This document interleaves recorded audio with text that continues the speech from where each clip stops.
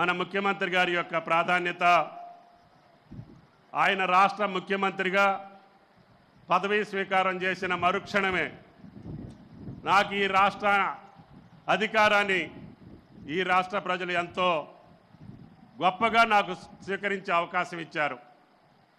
నాకు రైతన్నలు నేతన్నలు నాకు రెండు కళ్ళన్నా, నువ్వు వాటిని ఏ రకంగా రక్షిస్తావో వాళ్ళని ఏ రకంగా మెప్పిస్తావో నీ ఇష్టం. నాకు భగవంతుడు శక్తి ఇచ్చిన మేరకి నేను ఈ ప్రభుత్వం తరపున రెండు రంగాలకి సహాయం చేస్తాను, మీరు ముందుకు రాండి అని చెప్పి నా భుజస్కంధాల మీద ఉంచారు. ఆయన గత సంవత్సర పాలనలో అనేక ఆటుపోట్లు ఉన్నప్పటికీ, ఆర్థికపరమైనటువంటి ఎసులుబాటు లేకపోయినప్పటికీ, అనేక రాజకీయపరమైనటువంటి సమస్యలు ఉన్నప్పటికీ, ఆయన అధికారాన్ని ఓర్వలేక అనేక ఆటంకాలు కలుగజేస్తున్నప్పటికీ చిత్తశుద్ధితోటి, దైవబలంతో, మీరిచ్చినటువంటి శక్తి సామర్థ్యాలతోటి ముందుకు నడుస్తున్నటువంటి రేవంత్ రెడ్డి గారు ముఖ్యంగా రైతన్నలతోటి పాటు నేతన్నలను కూడా ఏనాడు ఏ ప్రభుత్వం చూడనటువంటి రీతిలో అవకాశాలు కల్పించి గత ప్రభుత్వాలు ఇచ్చినటువంటి హామీలకి భిన్నంగా వాళ్ళు ఎగనామా పెట్టినటువంటి వేలాది కోట్ల బకాయిలన్నింటినీ తీర్చుకుంటూనే ఈ సంవత్సరం 3 నెలల మాసంలో మీకు ఇతోధికమైనటువంటి సహాయ సహకారాలు అందించారు.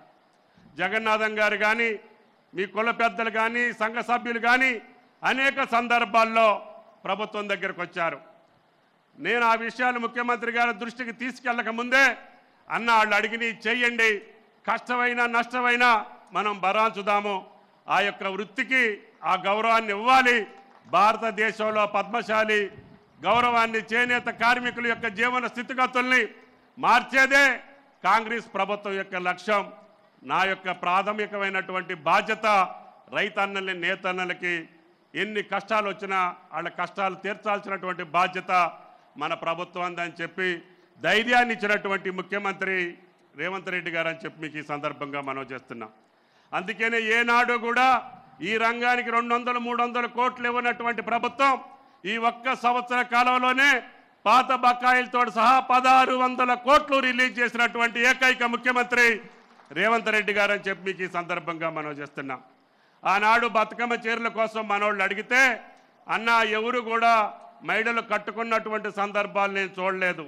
పొలాలకు అడ్డాలు వేశారు, పక్షులకో పురుగులకో అడ్డాలు కట్టారు తప్ప మన స్త్రీమూర్తులు ఎప్పుడు కూడా చీరలు కట్టుకున్న దాఖలాలు లేవు. ఎంత ఖరీదైనా పర్వాలేదు, మీరు వాళ్ళతోటి సంప్రదించండి, నాణ్యమైనటువంటి విలువ కలిగినటువంటి వాళ్ళకి ఉపయోగపడేటటువంటి రీతిలోనే స్త్రీశక్తి మహిళా శక్తి మహిళలందరికీ కూడా 65 లక్షల మంది మహిళలకి కావాలంటే 1 కాదు 2 చీరలు ఇవ్వండి అని చెప్పినటువంటి ముఖ్యమంత్రి రేవంత్ రెడ్డి గారు అని చెప్పి ఈ సందర్భంగా మనం చేస్తున్నాం. అందుకనే మీరు ఇందాక మురళీ గారు చెప్పినటువంటి అన్ని పథకాలకు కూడా నిధులు సమకూర్చాం. మీరు అడిగినటువంటి వేములవాడ యారన్ డిపోర్ట్ని కూడా శాంక్షన్ చేశాం.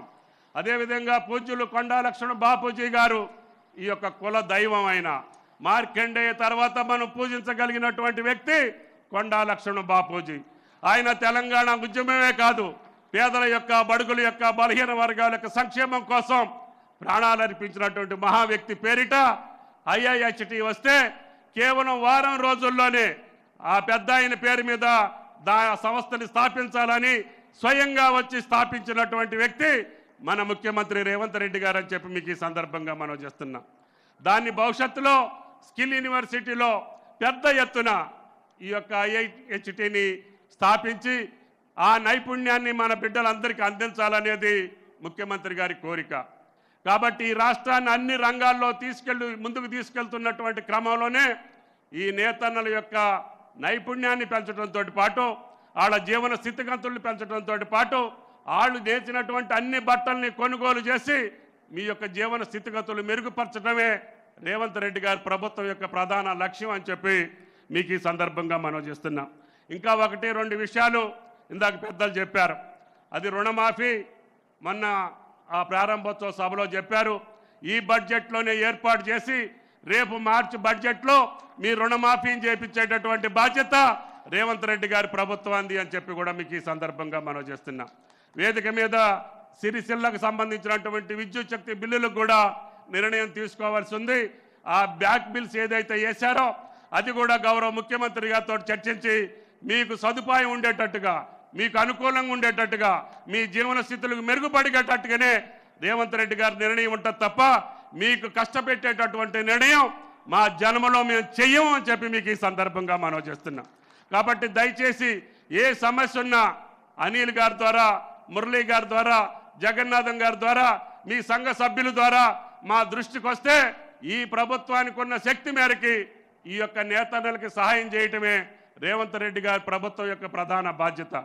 ఈనాడు రైతన్నల్ని ఎన్ని కష్టాలు వచ్చినా ఏ రకంగా రేవంత్ రెడ్డి గారి ప్రభుత్వం ఆదుకుంటుందో అదే పద్ధతిలో మిమ్మల్ని కూడా ఆదుకోవాలనేది ఆయన ప్రధానమైనటువంటి లక్ష్యం.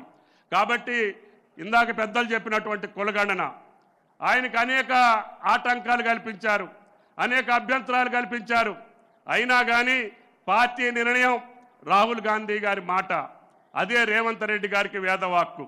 అందుకని ఎన్ని కష్టాలు వచ్చినా, ఎంతమంది వ్యతిరేకించినా రాహుల్ గాంధీ గారి మాట నిలపడం కోసం ఈ దేశంలో తెలంగాణ రాష్ట్రం ఒక మార్గదర్శకంగా ఉండాలి.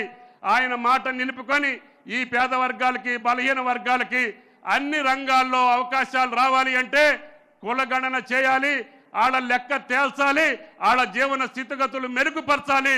తద్వారానే వాళ్ళకి రాజ్యాధికారం వస్తుంది తప్ప ఈ మహాసభల ద్వారానో, మాటల ద్వారానో, లేకపోతే హామీల ద్వారానో రాదు అని గ్రహించినటువంటి రాహుల్ గాంధీ గారి మాటకి అనుగుణంగా ఆయన ధైర్యంగా, సాహసోపేతంగా స్వతంత్ర భారతదేశంలో కులగణన చేపట్టినటువంటి ఏకైక ముఖ్యమంత్రి గౌరవనీయులు రేవంత్ రెడ్డి గారు అని చెప్పి మీకు ఈ సందర్భంగా మనం చేస్తున్నాం. అటువంటి ముఖ్యమంత్రిని రక్షించుకోవాల్సినటువంటి అవసరం, అటువంటి ప్రభుత్వాన్ని మీరు పరిరక్షించుకోవాల్సినటువంటి అవసరం, అటువంటి ప్రభుత్వం ద్వారా అనేక సదుపాయాలు మీరు ఆపాదించాల్సినటువంటి అవసరం ఈ రాష్ట్ర ప్రజలకు ఉంది. ఈ వర్గం ఆ వర్గం అనకుండా అన్ని వర్గాలకి ఆర్థిక పరమైనటువంటి వెసులుబాటు లేకపోయినా, కేంద్ర ప్రభుత్వ సహకారం లేకపోయినా, అప్పు తీసుకోవటానికి కూడా అవకాశం ఇవ్వకపోయినా కేవలం గుండె ధైర్యంతో, ఆత్మస్థైర్యంతో మీరు ఇచ్చినటువంటి శక్తిని కడుపులో పెట్టుకొని, గుండెల్లో మీ దారిని గుర్తుపెట్టుకొని మీ హామీలన్నీ నెరవేర్చగలిగేటటువంటి శక్తి ఆ రేవంత్ రెడ్డి గారికి, ఆ మార్కండేయ దేవుడు సంపాదించాలని చెప్పి ఆ మార్కండేయ స్వామిని కోరుకుంటూ ఈ యొక్క మహానుభావులందరూ ఇచ్చేసినటువంటి ఈ పద్మశాలి కుల సంఘాలన్నింటికి అందరికీ కూడా ధన్యవాదాలు తెలియజేస్తూ రేవంత్ రెడ్డి గారి ప్రభుత్వానికి ఆశీర్వాదం పలకాలని, ఆయన్ని మీరు కాపాడుకుంటే మీ యొక్క వృత్తులే కాదు ఈ రాష్ట్రాన్ని భారతదేశంలో అగ్రగామిగా ఉంచగలిగినటువంటి శక్తిని తెలంగాణ ప్రభుత్వానికి, ముఖ్యమంత్రికి ఇవ్వాలి. తద్వారా ఈ యొక్క రాష్ట్రం అందరికీ మార్గదర్శకంగా ఉండాలి. అదే ఆయన యొక్క కోరిక. ఆ కోరిక తీరేటట్టుగా మనందరం కూడా ఆయనకి అండదండలుగా నిలబడాలని చెప్పి ప్రార్థిస్తూ, ప్రపంచంలో ఏ మూల ఏ క్షణం ఏం జరుగుతుందో వేగంగా తెలుసుకోవడానికి తొలి వెలుగు వాట్సాప్ ఛానల్ని ఫాలో చేయండి.